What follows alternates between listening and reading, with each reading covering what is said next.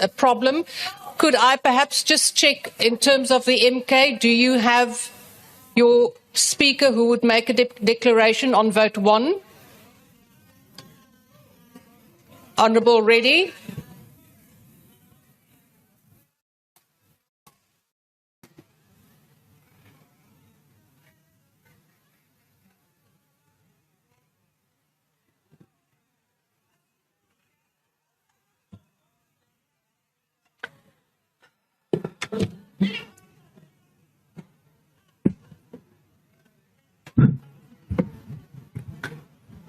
Honourable House Chair, Honourable Members of Parliament, the Umkhonto weSizwe Party, led by President Jacob Zuma, will vote against this budget, and this vote in particular, and here's why. To the masses, to the youth of South Africa, the most unemployed in the world, and to the over 55% living in poverty, the majority of whom are black people, and here I include South African Indians and Coloureds as well, the President and this budget said, fuck all. His fancy words in the Queen's English amount to lies. Honourable Member, please take your seat. As from the Chair, we do have certain conventions that we do uphold the dignity of this House, and even when you quote, I do ask you to please respect the dignity and decorum of this House in terms of the language that is used in this House. Thank you.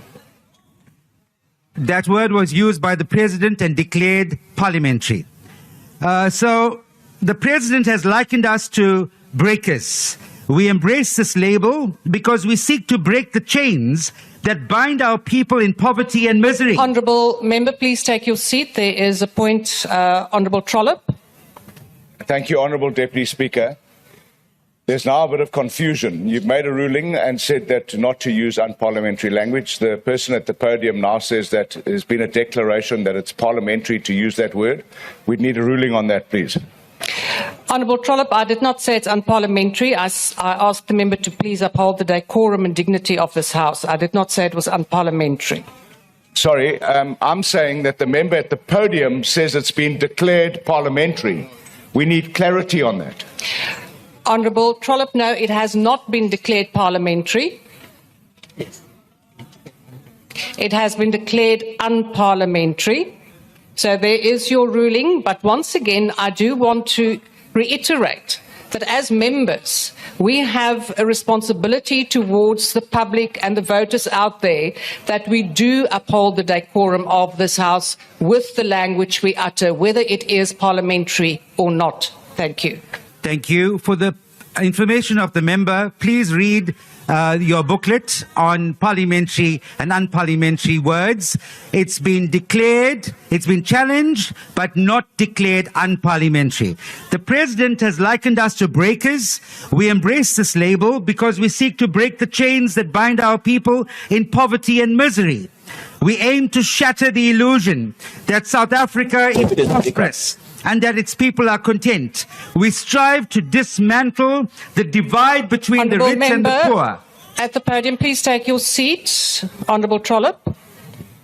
Honourable Deputy Speaker, I don't want to belabor this point, but you've now made a declaration and you've said it's unparliamentary, and the Honourable Member at the podium continues to say, read the booklet, it is parliamentary.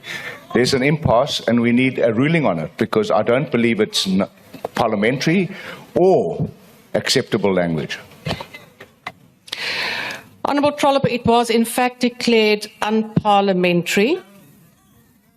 So it is my ruling, and at this particular point, I would urge you to then write to the Speaker if you do have a problem with my ruling now. Thank you. And that is the end of the discussion, Honourable Trollip. I'm not going to go into a debate with you at this particular point. Thank you. Speaker, as the United Nations report, South Africa is the most unequal country in the world. Honourable Reddy, please take your seat. There's another point. Yes, Honourable Member, proceed. Thank you very much, Deputy Speaker, and my apologies. My hand has been up and you could not see it. Indeed, this word has been declared unparliamentary in 2022. and I accept your ruling. But what I think Honorable Frolik is not taking, and I'm not prepared to take, is for the member to continue to mislead the House to say it was considered unparliamentary or parliamentary, and he continues to move in that direction. He must withdraw. And unparliamentary language must be withdrawn. Thank you very much. Honourable Member, I have already made my ruling and I will come back to the House then after this so the member can proceed. Like the fictional character Pinocchio that has a big nose that grows every time he tells a lie, the president has lied to the nation, to his ANC and to himself. The truth is that our country is in a worse state than it was 10 years ago. Over 55% of our people live in poverty and unemployment has skyrocketed to over 30%. The only beneficiaries under Ramaphosa's ANC are the billionaires today who were millionaires during apartheid. The privatization of state-owned enterprises is well underway. Friends and colleagues understand that the sale of this country is well underway under this president. The president of the ANC is busy selling off our state-owned enterprises. Now it is payback time, because you remember during the ANC conference, 1 billion rand was paid by these white monopoly capital industries so he can become president of the ANC and become president of the country, so he can sell off our SOEs. Honourable Member, please take your seat. Honourable Mulder. Thank you, Chairperson. I've been trying to get the attention of the table. The Honourable Member at the podium made the statement that the President... Honourable Members, I cannot hear the Honourable Mulder. Thank you, Deputy Speaker. The Speaker at the podium made a point and he said that the President has lied. I believe that's unparliamentary and that should be withdrawn. Honourable Mulder, you are correct. In terms of Rule 85, it is unparliamentary and you cannot cast an aspersion. Please withdraw. I withdraw. He tells untruths. No, sorry, Honourable Member, that means the exact same thing. So you're not going to get away with that. I withdraw. I withdraw. So the most important thing, and I conclude with this, the President is selling out the Honourable future. Reddy, please take your seat. Honourable Blakude. Thank you very much, Honourable Deputy Speaker. The Honourable Member on the podium is casting aspersion on the President. He said that the white monopoly capital paid for the President to become a President.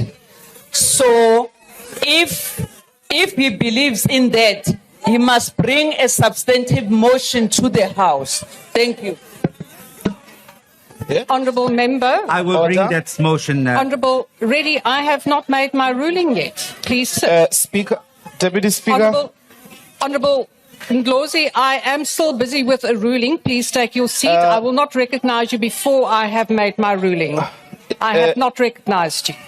Honourable Blakudi, you are quite correct that if an aspersion is cast or improper motives are ascribed to the President, the Honourable Member knows that he should bring a substantive motion. So I will now take your point, Honourable Ndlozi. Deputy Speaker, the President never denied the contributors of CR17. Honourable Ndlozi, that Please, is Deputy a point Speaker, of indulge debate. me. It is not a point of order. Please No, take your seat. Deputy Speaker. Honourable Ndlozi, it is not a point of order. You are now giving your opinion. I'm calling a point of order. What is your point and in My which point of rule order is is it? the definition of an aspersion would have said he stole or he got stolen money. No. But if Honourable they say Ndlozi, Capital gave him money to campaign, that is true, which he admitted here. You are suppressing freedom of speech, Ndlozi, Deputy Speaker. you are now going into a debate But you about are the matter, suppressing and it freedom is of not speech. a point of It's order. not an aspersion. That is your opinion about an aspersion and your definition. So please take your seat. It is not sustained. Honourable Shivambu. Deputy Speaker, there is a huge difference between an aspersion and statement of fact. The president of the ANC spoke in Parliament and admitted to the CR17 money which was used to buy an ANC conference. We, of course, gave a different context that he was not supposed to declare it here, but he did give that admission. To then rule that as if it doesn't exist is wrong. It sets wrong precedent. You can't have a parliament that is based on wrong information and lies. Honorable Shivambu. So that is a statement of fact which you cannot say must be withdrawn in terms of this particular process. I have now ruled in terms of this matter, and this is where it will end. I will not take any further matters on this.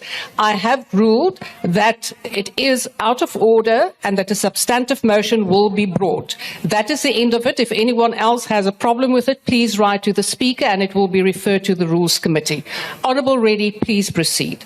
So in conclusion, the president here is selling out the future of the black child in South Africa. It's time for the ANC to rid itself of this greatest liability called Ramaphosa and return him to his handlers. Under his Honourable leadership, Reddy, please take your seat. Please take your seat. If I can see, good enough, Honourable Manamela. Yes, thank you. The speaker on the podium said earlier that the president lied, and then he said he's withdrawing, and then he said the president spoke untruths. But I don't know which one did he withdraw, that the president lied or the president spoke untruths. And if he just withdrew one, can we ask him to withdraw both of them because they're both unparliamentary? Honourable Manamela, he did in fact withdraw both because I pointed to him that an untruth is the same as a lie, and he withdrew both. So under his leadership, the ANC is a lame duck. He was sent to destroy this ANC from within. You have an agent right inside your ANC, and if you can't see it, then you are blind. I thank you.